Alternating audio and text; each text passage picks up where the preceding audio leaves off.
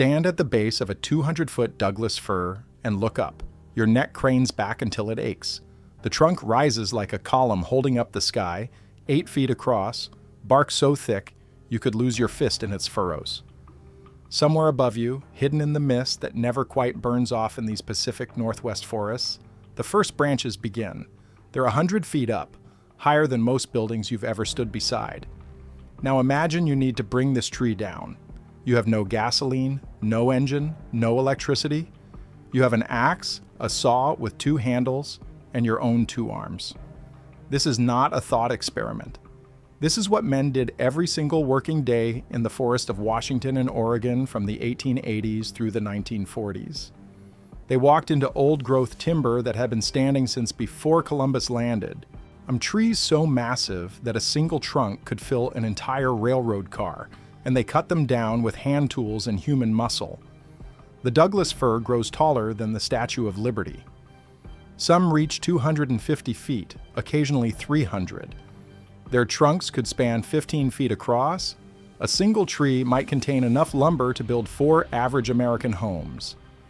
And before the chainsaw existed, before any motorized cutting tool had been invented, men dropped these giants by the thousands. What you're about to learn is not just logging history.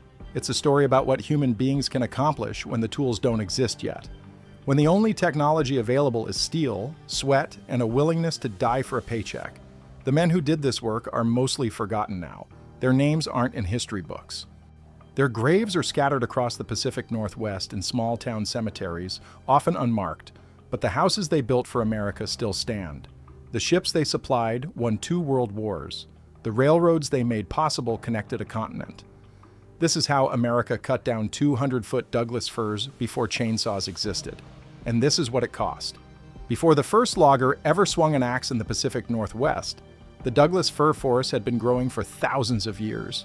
The trees you'd find in 1890 had sprouted in the year 1200, when the Mongol Empire was conquering Asia and Europe was building cathedrals. These weren't just big trees, they were living history. Vertical monuments to centuries of uninterrupted growth. The Pacific Northwest offered conditions that exist almost nowhere else on Earth. Mild temperatures that rarely drop below freezing. Rain that fell constantly from October through May, sometimes 100 inches a year. Fog that rolled in from the Pacific Ocean and wrapped the forests in moisture even during summer droughts. And soil so rich with volcanic ash and decomposed organic matter that a tree could grow 3 feet in a single year. The Douglas fir evolved to dominate this landscape. Its scientific name, Pseudotsuga menziesii, means false hemlock, but there's nothing false about its size. In ideal conditions, a Douglas fir can live for 1,000 years and grow higher than any other tree species in North America except the coastal redwood. What made the Douglas fir valuable wasn't just its size, it was the quality of the wood inside. The grain ran straight and true for the entire length of the trunk. The wood was strong enough to bear massive loads, but light enough to float on water. It resisted rot in ways that other species couldn't match. A Douglas fir beam could support a railroad bridge. A Douglas fir plank could become the deck of a ship. A Douglas fir board could frame a house that would stand for 200 years. For the indigenous peoples who had lived in these forests for millennia, the Douglas fir was a resource used sparingly. They took fallen trees for canoes and shelter. They burned controlled sections of forest to encourage new growth and better hunting. But they never attempted to clear the old-growth timber wholesale. The forest was too vast, the trees too large, and their needs too modest. That changed when America decided it needed wood. The great expansion westward created a hunger for timber that the eastern forests couldn't satisfy.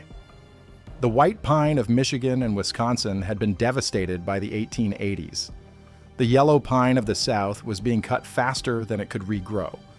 And suddenly, America needed lumber for railroad ties, mine supports, telegraph poles, ships, houses, factories, and 100 other purposes that a growing industrial nation demands. The Pacific Northwest held the largest untouched timber reserves on the continent. Conservative estimates suggested there were enough trees to supply American lumber needs for centuries. The Douglas fir alone represented billions of board feet of usable wood, standing in forests so dense that sunlight rarely reached the ground. The only problem was getting it out. The first logging operations in the Pacific Northwest started small. A handful of men with axes and oxen working the forests closest to rivers and bays where logs could be floated to sawmills. These early loggers targeted the easiest trees first, the ones growing on flat ground near water, the ones that could be felled and transported without elaborate infrastructure. But as demand grew, the easy trees ran out. Logging companies pushed deeper into the wilderness, into terrain so rugged that oxen couldn't navigate it, into forests where the trees grew larger than anything the eastern loggers had ever imagined. The men who came to work these forests arrived from everywhere. Failed farmers from the Midwest, Scandinavian immigrants who had logged the forests of Norway and Sweden, Civil War veterans looking for a new start, and criminals running from warrants back east. Anyone willing to trade brutal physical labor for wages that, by the standards of the 1890s, seemed almost generous. A skilled faller in the Pacific Northwest could make $3 to $5 a day. This was at a time when factory workers earned $1.50. The wages reflected the danger and the skill required. They also reflected the fact that logging companies couldn't find enough men willing to do the work, even at premium rates. These weren't men who grew up around trees this size. Nothing in their experience had prepared them for Douglas firs. A logger from Wisconsin might have cut white pines that grew 80 feet tall and 3 feet across. Impressive trees, certainly. But a Douglas fir could be 3 times that height and twice that width. Was the techniques that worked on a white pine would get you killed on a Douglas fir. The first time a Wisconsin logger stood at the base of a 200-foot fir and looked up, he had to learn everything again from the beginning. The tools of Pacific Northwest logging looked primitive even by the standards of the 1890s. An axe, a crosscut saw, wedges made of steel or wood, a bottle of kerosene, and a device that seems almost absurd until you understand why it was necessary: the springboard. The base of a Douglas fir presents a unique problem. At ground level, the trunk flares outward dramatically, sometimes doubling in diameter in the last 10 feet before the roots. This flared section, called the butt swell, contains wood that's nearly useless. The grain twists and knots where the roots meet the trunk. Cutting through it would take 3 times as long as cutting through the straight-grained wood above. So the loggers didn't cut at ground level. They cut 8, 10, sometimes 15 feet up the trunk, where the wood ran true and the diameter was manageable.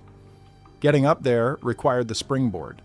This was a plank about 5 feet long and 6 inches wide, with a steel tip forged into one end.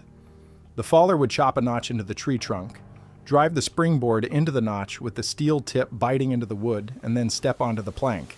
It would flex under his weight, hence the name, but a properly set springboard could support a 200-pound man swinging a 10-pound axe with full force. Now picture this. You're standing on a narrow plank wedged into a tree 8 feet off the ground. The plank bounces slightly with every movement. There's no railing, no harness, nothing to catch you if you fall, and you're about to spend the next several hours swinging an axe and pulling a saw, every motion requiring balance you didn't know you had. The fallers worked in pairs, 2 men, 2 springboards, 1 tree. They would drive their boards into opposite sides of the trunk, position themselves so they could see each other around the massive cylinder of bark, and begin. First came the undercut. This was the notch that would determine which direction the tree fell. Getting this wrong didn't just waste a tree, it killed men. The lead faller would begin chopping, driving his axe into the wood at a downward angle, then chopping horizontally to remove wedges of wood. The chips flew like shrapnel. A skilled faller could throw chips 20 feet with every stroke. The undercut went about 1/3 of the way through the trunk, then the horizontal cut, meeting the angled cut to create a notch that opened toward the direction of fall. The tree would hinge on the remaining wood and topple toward the notch. If you look at photographs from this era, you'll see undercuts large enough for a man to stand inside. On a 15-foot diameter tree, the undercut might be 5 feet deep and 3 feet tall. All of it carved out by hand, chip by chip, with nothing but an axe and the endurance to keep swinging. Once the undercut was finished, the real work began. The crosscut saw was a marvel of simple engineering that took decades to perfect. 2 handles, one at each end, a blade 6 to 12 feet long, sometimes longer for the largest trees. Teeth designed not just to cut, but to clear sawdust from the kerf, the gap created by the cut. The teeth came in patterns with names like Champion, Lance, and Perforated Lance, each design suited to different types of wood and conditions. A misery whip. That's what the loggers called it. The name wasn't ironic. 2 men would stand on their springboards, the saw stretched between them across the back of the tree. They would pull in alternating rhythm. When one man pulled, the other relaxed. When the first man relaxed, the second pulled. Back and forth, hour after hour. The saw couldn't be pushed. Pushing bound the blade in the kerf and wasted energy. The only efficient motion was the pull. Each man pulled, then rested for the fraction of a second while his partner pulled. The rhythm had to be perfect.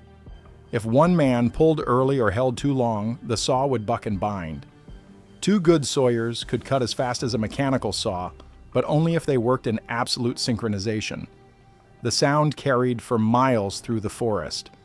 That distinctive rasp of steel through wood, the rhythm of 2 men breathing and working in concert, became the heartbeat of the Pacific Northwest for half a century. As the cut deepened, the kerf had a tendency to close. The weight of the tree, hundreds of tons pressing down, would squeeze the saw blade. The men would drive wedges into the cut behind the saw, thin pieces of steel or wood that kept the kerf open. Too few wedges and the saw bound.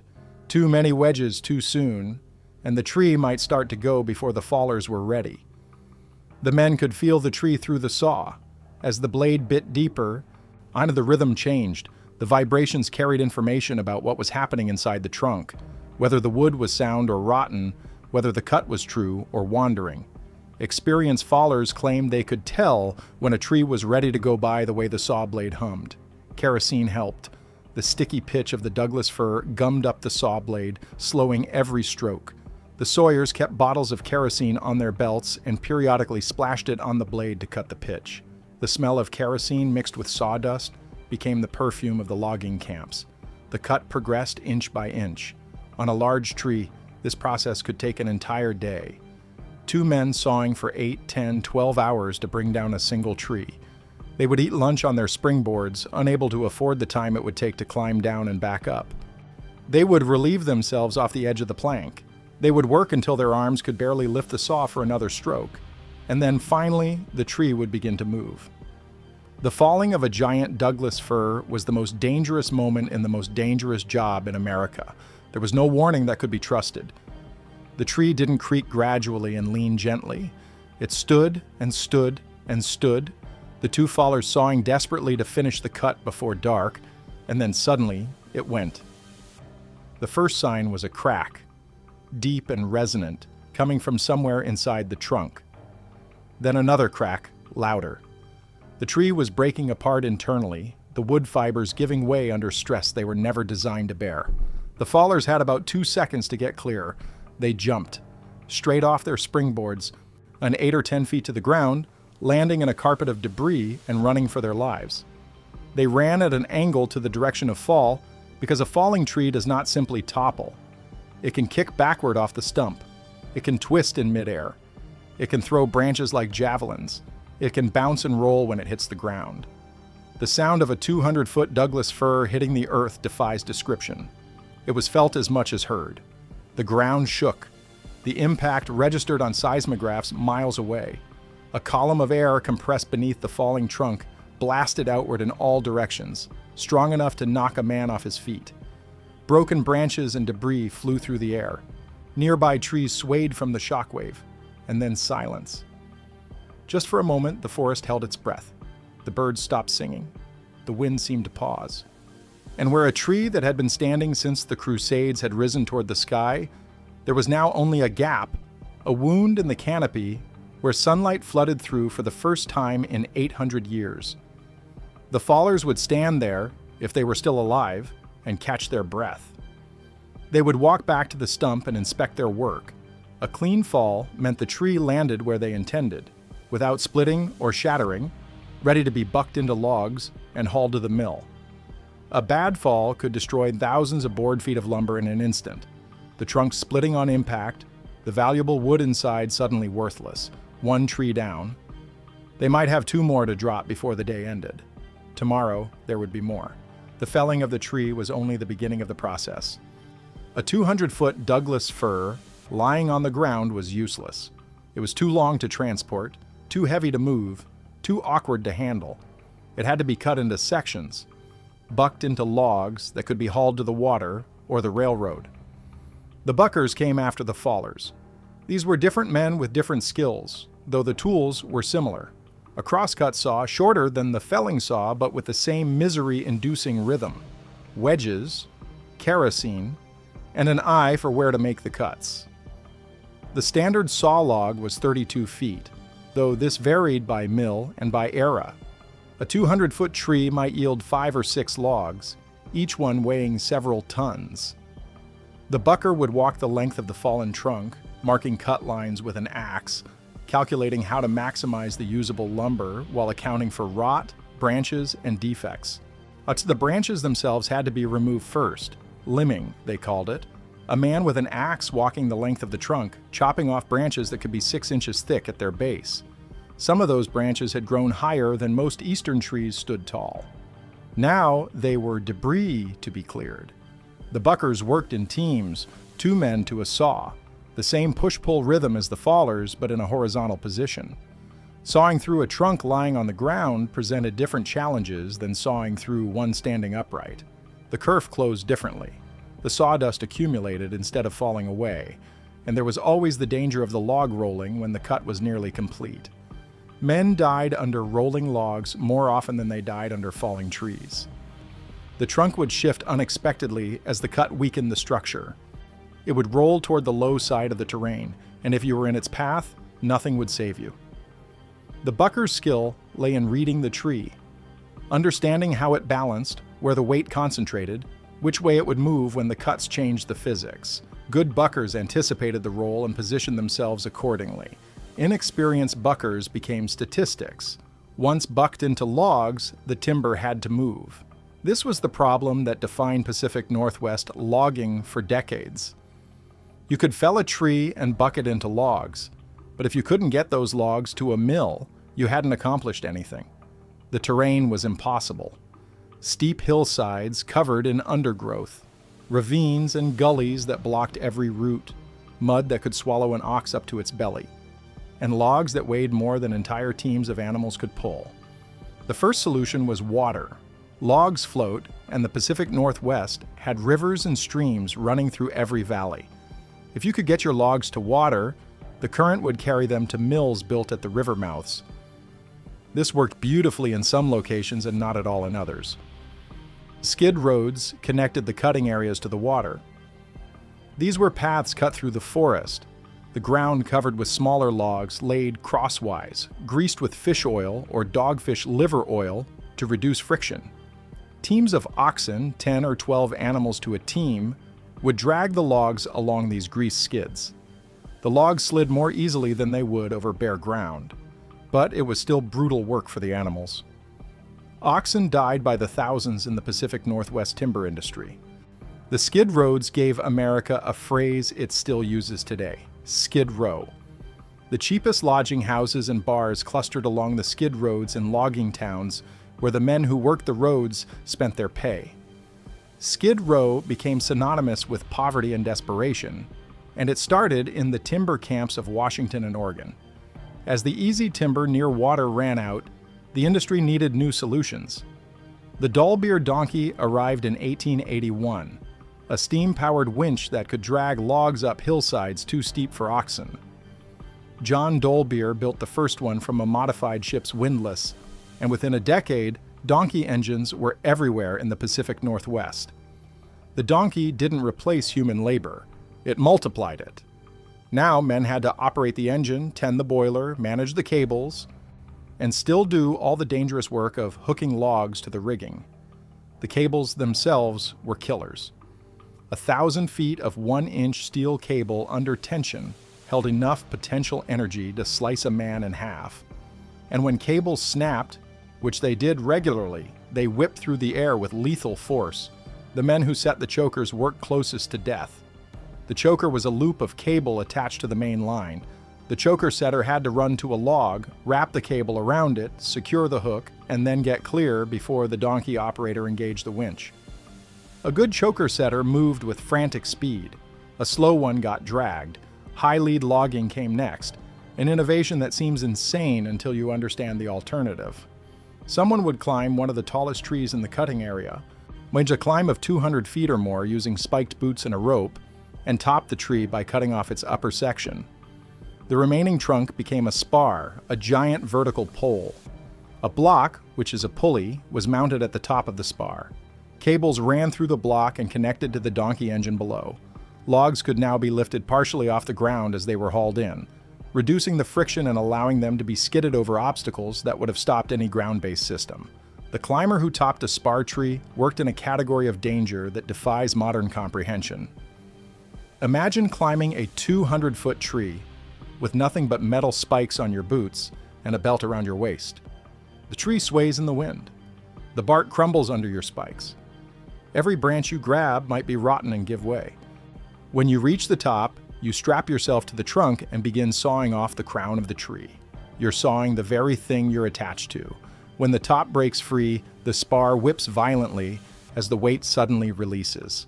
High riggers were thrown from trees, their safety ropes snapping under the dynamic load. They fell 200 feet and were buried in whatever was soft enough to receive a body at that speed. The high riggers who survived became legends in the camps. They earned the highest wages and demanded the most respect. When a good high rigger walked into a bunkhouse, men moved to make room. The logging camps of the Pacific Northwest were temporary cities built to house men doing impossible work. They moved every few years as the timber was exhausted, dragged along railroad tracks to new stands of old-growth forest, and leaving behind stumps and slash and devastation. A typical camp housed between 50 and 200 men, depending on the size of the operation. The buildings were rough but functional. Bunkhouses lined with narrow beds stacked 2 or 3 high. A cookhouse that could feed everyone in shifts. A blacksmith shop for sharpening tools and shoeing horses. A company store that sold tobacco and clothes and sundries at markup prices. The men lived in conditions that modern workers would consider intolerable. Bunkhouses were drafty in winter and stifling in summer. The beds were planks covered with straw mattresses that hosted entire ecosystems of lice and bedbugs. Bathing facilities were minimal when they existed at all. Men worked for weeks without washing more than their faces and hands. They woke at 4:30 in the morning when the cook's assistant rang the bell. Breakfast was served at 5, and it was enormous. Flapjacks stacked a foot high, bacon by the pound, eggs by the dozen, coffee strong enough to dissolve a spoon. The men ate in silence, a tradition enforced by camp rules to speed the meal. Talking was for after work. By first light, they were in the woods. They walked to the cutting site, sometimes several miles over rough terrain, carrying their tools on their shoulders. The work began at dawn and continued until dark, with a break for lunch that was brought to them in the field. Lunch was called nose bag because the men ate it from cloth sacks. More of the same heavy food. Salt pork, beans, bread, a piece of pie if the cook was ambitious. They ate where they stood or sat, and too tired to walk back to camp, and too hungry to wait. The workday ended when you couldn't see to work anymore. In summer, this might mean 14 or 15 hours. In winter, perhaps 9 or 10, but winter brought its own miseries. Rain that never stopped, mud that swallowed boots, cold that seeped through every layer of wool. Saturday afternoons were sometimes free. Sunday was the only real day off, and many men spent it sleeping, their bodies too exhausted for anything else. Some walked to town, if there was a town nearby, to spend their wages on whiskey and entertainment that the camp didn't provide. The food kept men working when nothing else would. Logging camp cooks were among the highest paid workers in the industry because the owners understood something fundamental. Men doing this work burned thousands of calories a day. If you didn't feed them, they couldn't produce. If the food was bad, they left for another camp. A good camp cook could prepare meals for 200 men 3 times a day, all from a kitchen that would fit in a modern garage. Biscuits baked by the 100, stew cooked in vats that could hold a grown man, pies turned out by the dozen, the crust somehow flaky despite the chaos of the kitchen. The job came with a cost that couldn't be measured in wages. Men aged visibly in the logging camps. A 30-year-old might have the body of a 50-year-old, his joints swollen from arthritis, his back permanently bent from years of swinging an axe, his lungs compromised from breathing sawdust. The men who lasted longest were the ones who started young and quit before they broke down completely. Those who didn't quit, who kept working until the work killed them, are buried throughout the Pacific Northwest. Sometimes in marked graves, sometimes not. The cemeteries of logging towns from Aberdeen to Astoria hold men who never lived to see 35, killed by falling trees and rolling logs and snapping cables and all the other ways that timber harvesting can end a life. The statistics are grim, even in their incompleteness. In 1914, Washington State recorded 7 deaths per 1,000 logging workers annually. That means in a camp of 200 men, at least one would likely die each year. Some camps lost more. The worst years saw entire crews wiped out by fires or accidents that killed a dozen men at once. The deaths came in patterns that became familiar. Fallers killed by trees that fell wrong, the direction shifting at the last moment. The Widowmaker branch plummeting from above. Buckers crushed by rolling logs they thought they had read correctly. Choker setters dragged by cables, their bodies mangled beyond recognition. High riggers falling from spar trees when their ropes gave way. And there were the quieter deaths. The infections that started from small cuts and ended in gangrene, the hernias that went untreated until organs strangulated, the accidents that left men crippled and unable to work, dying slowly in boarding houses once their savings ran out. The companies tracked productivity more carefully than casualties. A man killed meant a delay while his body was recovered and his job filled. But the mills needed logs, and logs required risk, and risk meant death.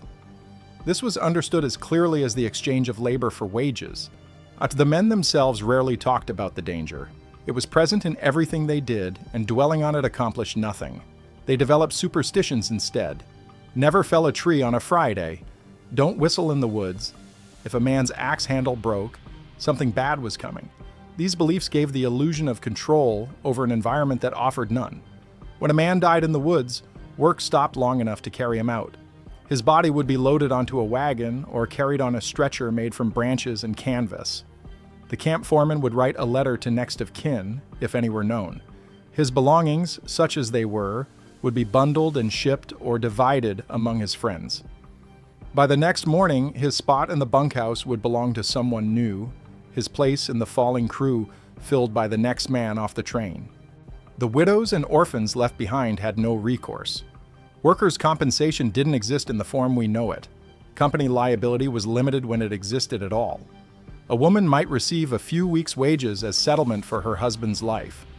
More often, she received nothing but a telegram. The injuries that didn't kill often ended careers just as surely. A shattered knee from a rolling log meant a man would never work timber again. A crushed hand meant no more axe work. A back broken by a falling branch meant a lifetime of pain and disability. These men didn't retire to pensions. They drifted to cities and took what work they could find, or they didn't find work at all. What the loggers built was nothing less than modern America. This is not an exaggeration. Without Douglas fir lumber, the expansion that defined the late 19th and early 20th centuries would have been impossible. The railroad ties that connected the transcontinental routes were Douglas fir. 60 million ties a year at the peak.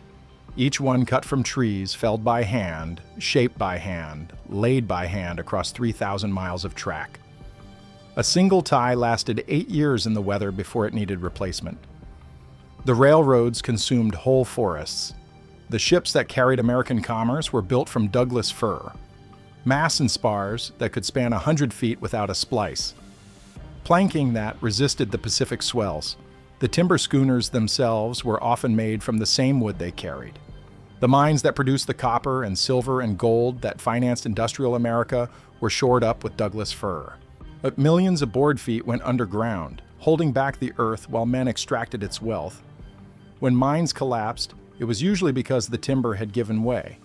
When they didn't collapse, Douglas fir got the credit. The cities of the West Coast rose from Douglas fir frames.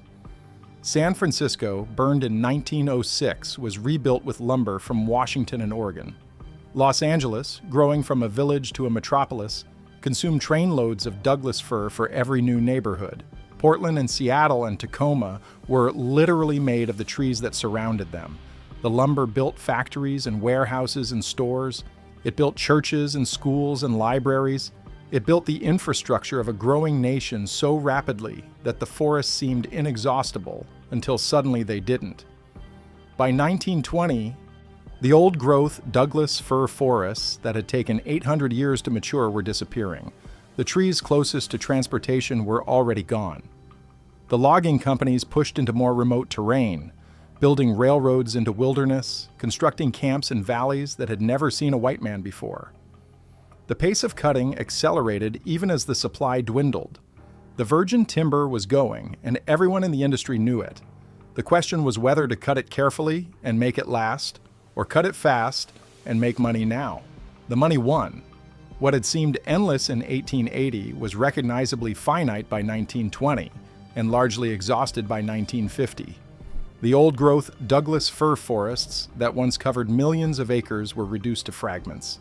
The great trees that had witnessed centuries were gone, are replaced by second-growth timber that grew fast but never reached the same size or quality. The men who cut those forests didn't think of themselves as destroyers. They were workers doing a job, feeding their families, building a country. The philosophical implications of clear-cutting an ecosystem that had existed since the medieval period were not topics of bunkhouse conversation. They were not topics of any conversation. The trees were there to be cut, and so they were cut. The chainsaw arrived in the Pacific Northwest in the late 1930s, though it didn't immediately replace hand tools. The early models were heavy, unreliable, and required 2 men to operate. A skilled pair of fallers with a crosscut saw could often outpace the early chainsaws while producing cleaner cuts, but the technology improved.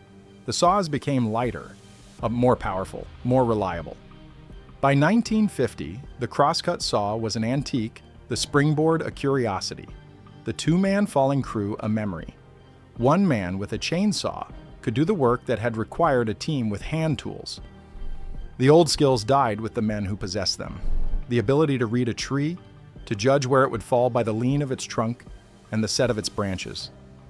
The rhythm of the crosscut, the push-pull cadence that good sawyers could maintain for hours, the balance required to work on a springboard, your life depending on a plank wedged into a notch. These skills became obsolete almost overnight. Today, you can find antique crosscut saws in museums and antique stores throughout the Pacific Northwest.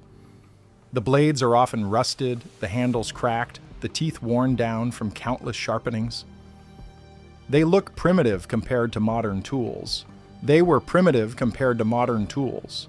And with nothing but these primitive tools, men brought down trees that dwarfed anything the modern industry attempts. The largest Douglas firs remaining today are protected in parks and reserves.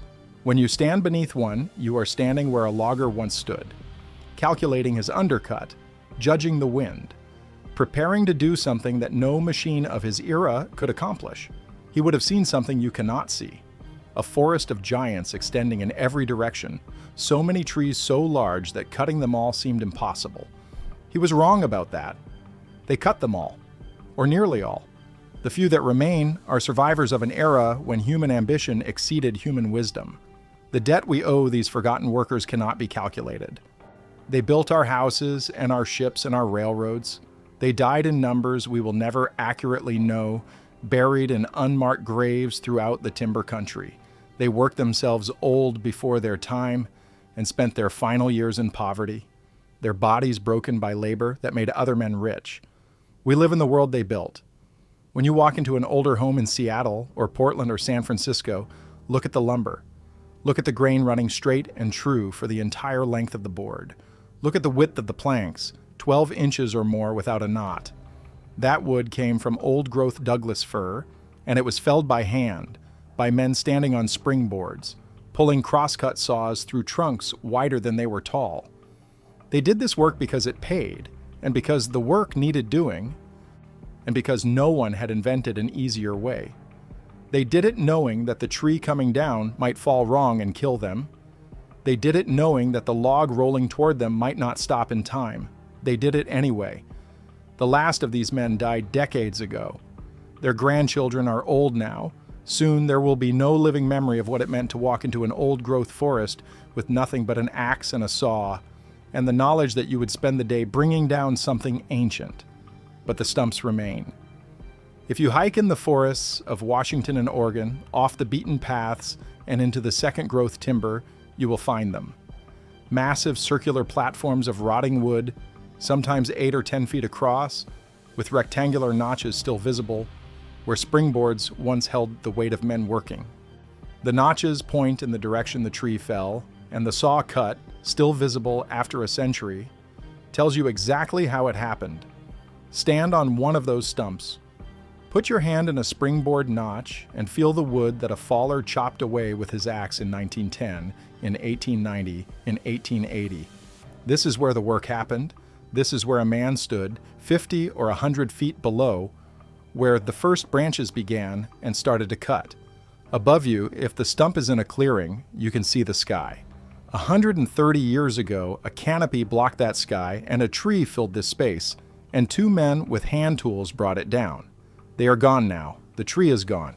The forest they worked is gone, replaced by younger timber that will never reach the same heights. All that remains is the stump and the notches, and a few photographs of men in suspenders standing beside logs bigger than automobiles. This is how America cut down 200-foot Douglas firs before chainsaws existed.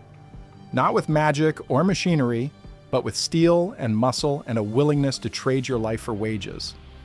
The next time you walk on a hardwood floor or look at a timber frame ceiling or wonder at the craftsmanship in an old building, remember, that wood was alive when your great-great-grandparents were born.